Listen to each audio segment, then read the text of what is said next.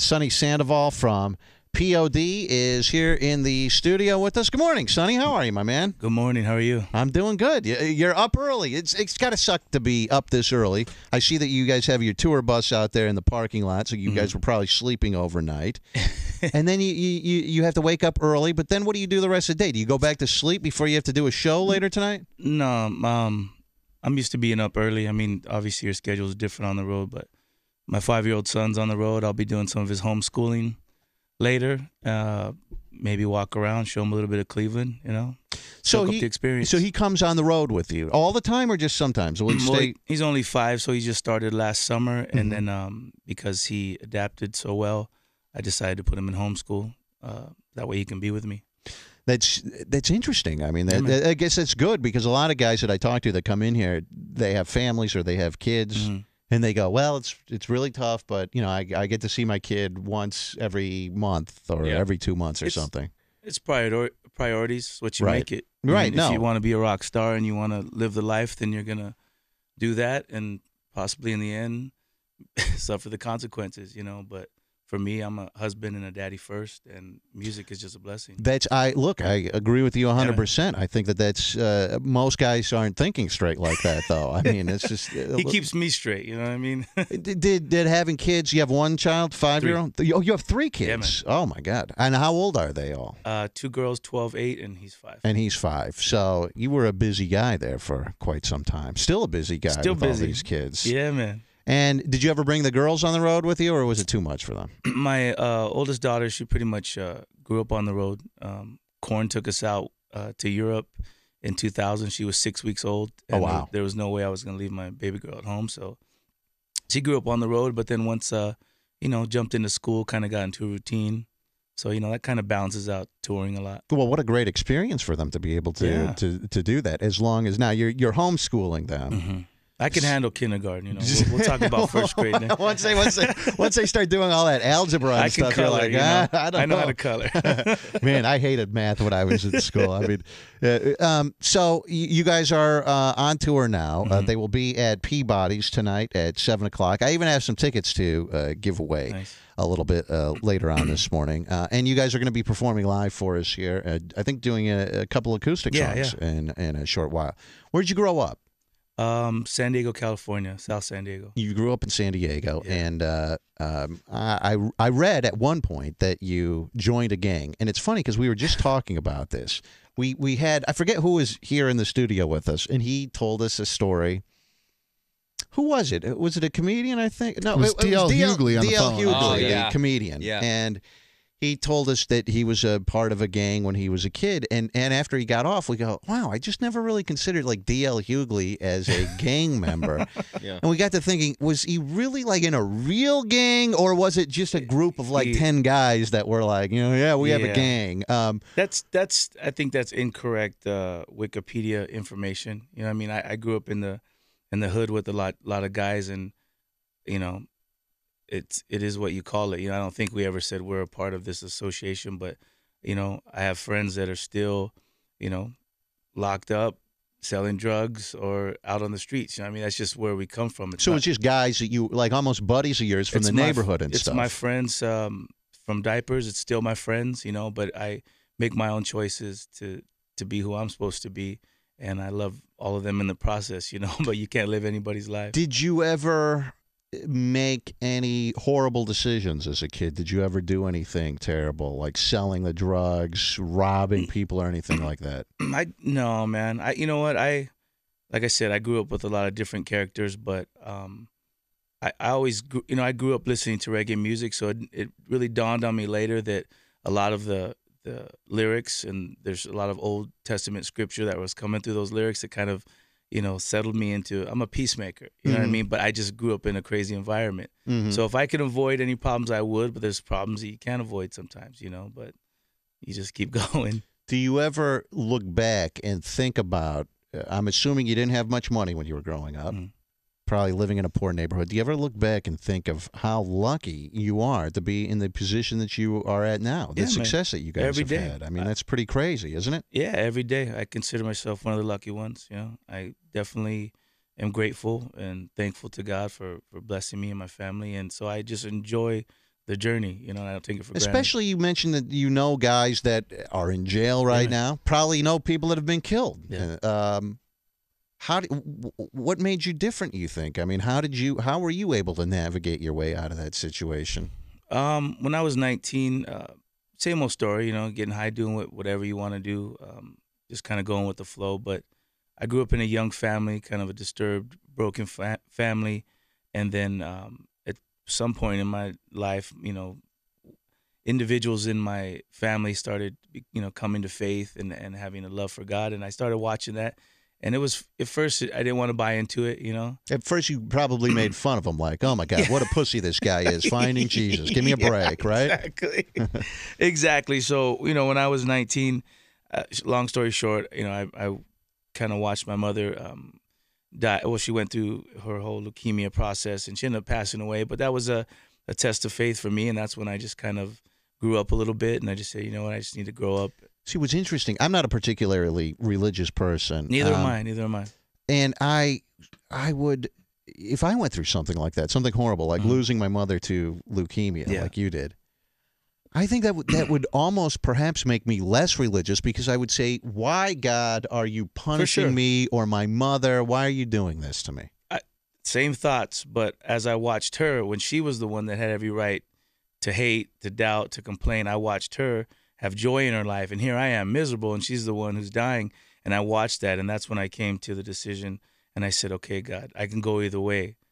I want to hate you right now, but my mom doesn't hate you, and she's the one who's suffering. So I'm going to give you a shot. Yeah. It's kind of like that. Yeah. It's like, if you are who you say you are, and you are who she says you are, then I want you to show that to me. My intern, Jenny the intern, very hot girl. I don't know if she's out there right now or not, but she just lost her mother to cancer maybe about a month or two ago. Yeah. Recent. Most difficult thing in your life, you think? I think so, but I'm grateful for it. You know, I've learned a lot since then. I think maybe that's probably one of the most awesome, amazing things that she's ever done for me in my life, that I believe that she would agree to.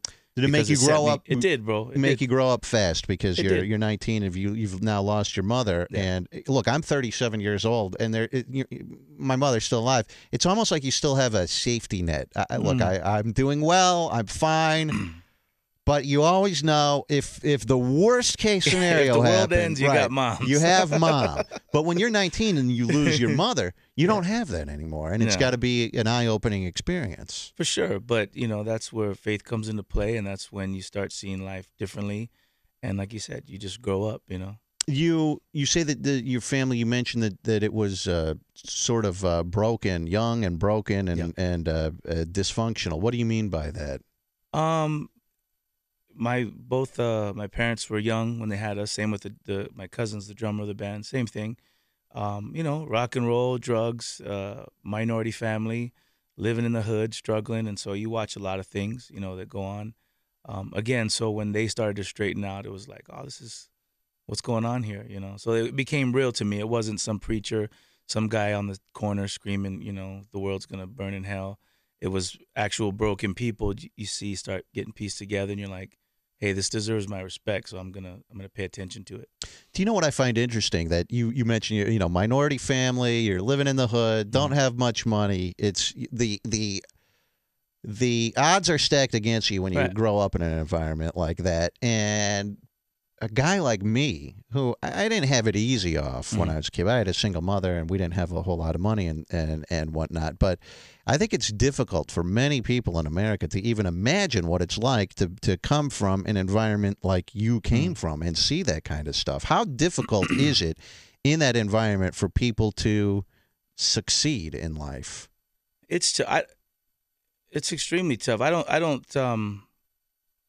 never recognized it then. That's just life. You know that's what I mean? all you know at the time. Now when it's like, hey, you know, I've been blessed and I was able to move, you know, a few miles away. I'm still in the neighborhood. Yeah. But then you go back to your old neighborhood and you're like, wow, this is crazy. Look at the difference that your children are going to have, Of course, as opposed to your childhood. for sure, man. A massive difference, and it doesn't guarantee success for them. They could end up being, hopefully right. They could end up being losers, but I mean, their life is going to be drastically different than yours was growing up. For sure, man. I think the best that we can do, even as men and as parents, is kind of sometimes you break those family curses, that just are over your family and keep you locked down. And so for me, everything I do is for the benefit of my children. Your mother passed away. What about your father? You in contact with him? Or what happened? Yeah. Pops is he actually lived in San Diego, moved up to Bend, Oregon a few years ago, just to get away from the city life, So now he's,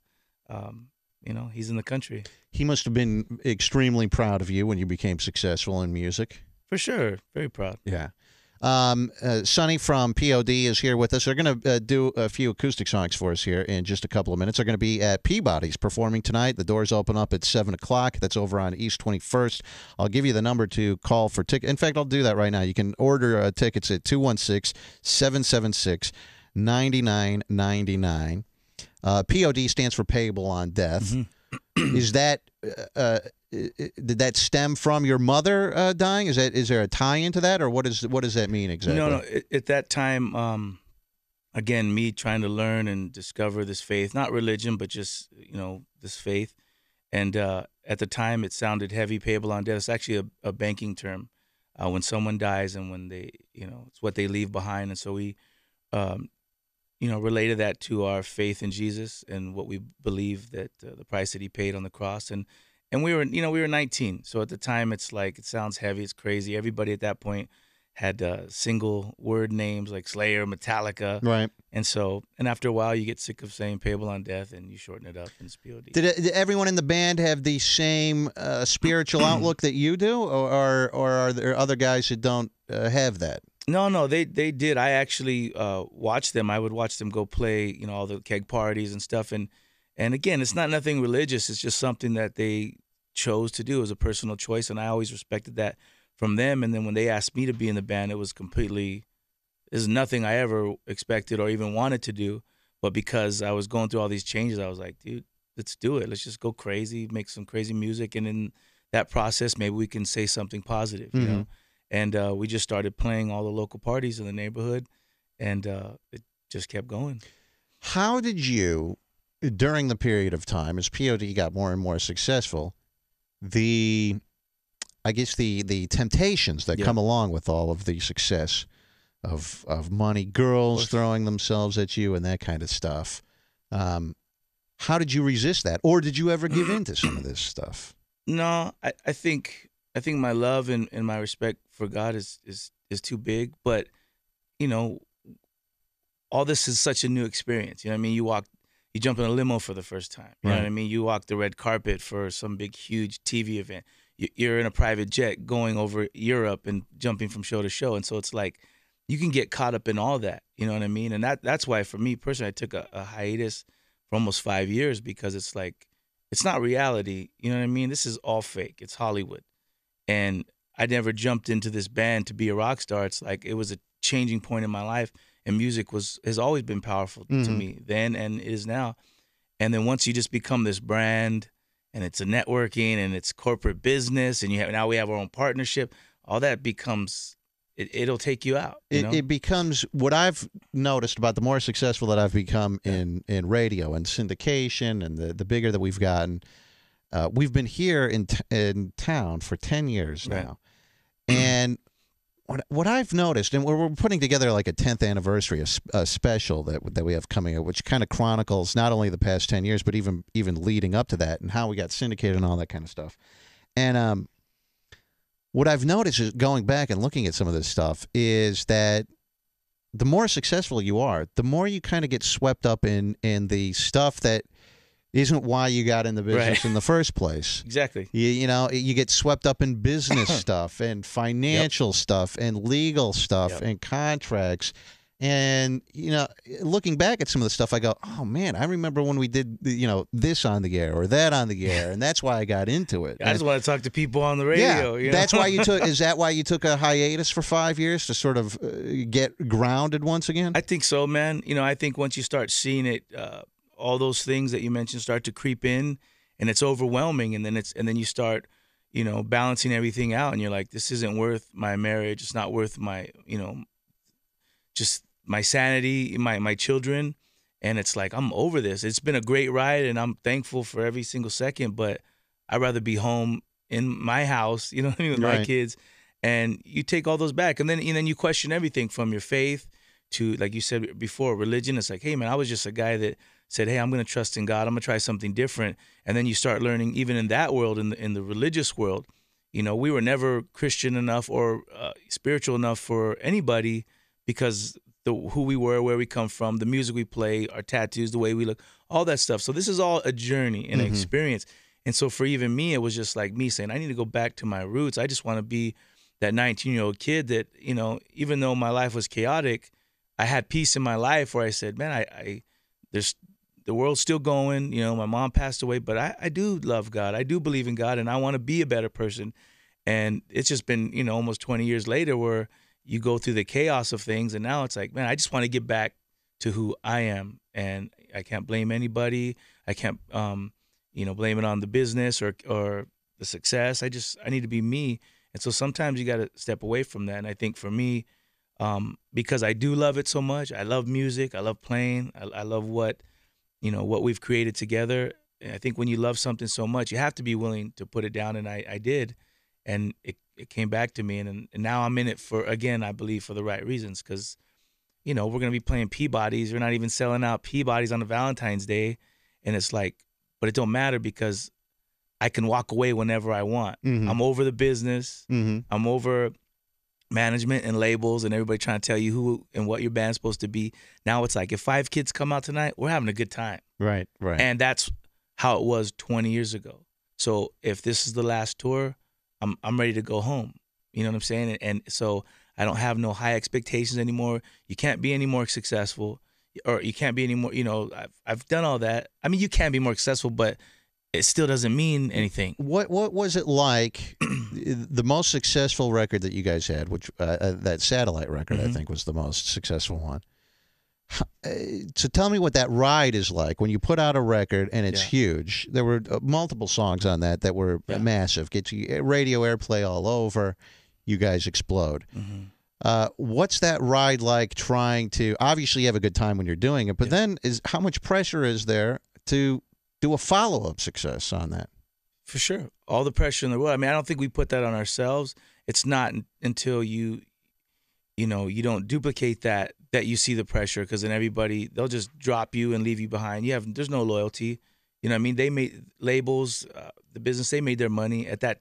And then right at that time, we have a, #1 rock song, #1 video with the follow-up record, but yet now the industry's is crumbling, and everybody's worried about losing their jobs. So it's like, wait a minute, we're on one of the biggest tours of the year, #1 song, and you can't sell our records? Like, this doesn't make no sense. Like, nobody's trying. And so you go through all that stuff, and then once you see everybody just not caring, then it's like, what am I in this for, So that record that I talk about, I believe that was released on September 11th, 2001, wasn't it? Yeah. The day of the terrorist attacks.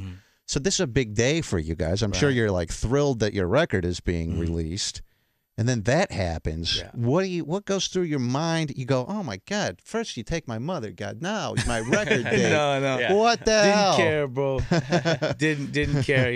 I woke up in San Diego with all the plans for a release date, and phone call, turn on the TV, and then that's when the whole world stopped. You know what I mean? It didn't matter. My record is not that important. You know what I mean? Right. And so.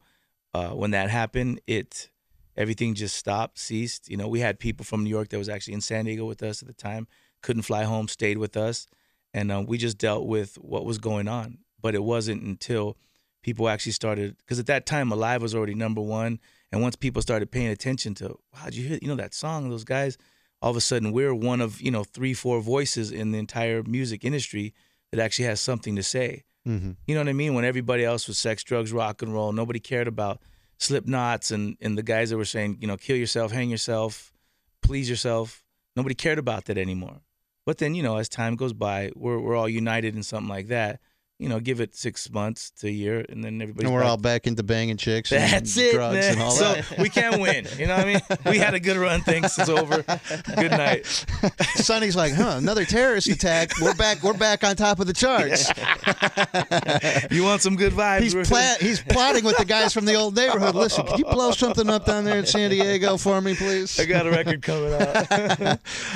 Sonny from P.O.D. is here with us. They're going to be at Peabody's tonight, 7 o'clock. That's over on East 21st Street. For tickets, call 216-776-9999. Their website, payableondeath.com. I do have some tickets to the show right now, which I will give you. 1-866-YO-ROVER. That's 1-866-967-6837. And we'll start with caller 30. Tony wants to talk to Sonny quickly. Tony, go ahead, my man. Yo, Rover. Hey, man, what's happening, bud? Hey, listen, I'm a country music listener, but after listening to Sonny talk, I am going to go by every album. This guy, man. I don't know, he's touched me somehow just with his family in that. And I lost my father and my father-in-law to the same kind of cancer. And this guy seems like the straightest up guy I've ever heard on the radio. Well, it's so unusual Thanks, to hear a guy in this business, in rock, that does put, sometimes you hear guys say, yeah, I care about my family, my kids, and all this kind of stuff. And you go, when was the last time you saw your kids? Well, I don't know. Let's see, December, Right. So it's unusual. Now, I'm not going to see on TMZ next week that you were photographed with having an orgy with a bunch of Playboy models and that you're all blowing smoke up our ass. At this point, 20 years later, I think I'm too afraid of that stuff. That's the fear keeps me away. So 1-866-YO-ROVER for P.O.D. tickets for tonight at Peabody's. I'm going to take a quick break. We're going to go get them set up down in the iHeartRadio Performance Studio. They are going to perform live for us. You can hear it right here on Rover's Morning Glory. If you want to watch on RMG TV, visit roverradio.com. I'm going to take a quick break. We'll be back with P.O.D. live from the iHeart Performance Studio right after this on Rover's Morning Glory. And Sonny, thank you for coming in, my man. We'll be right back on Rover's Morning Glory. Hang on.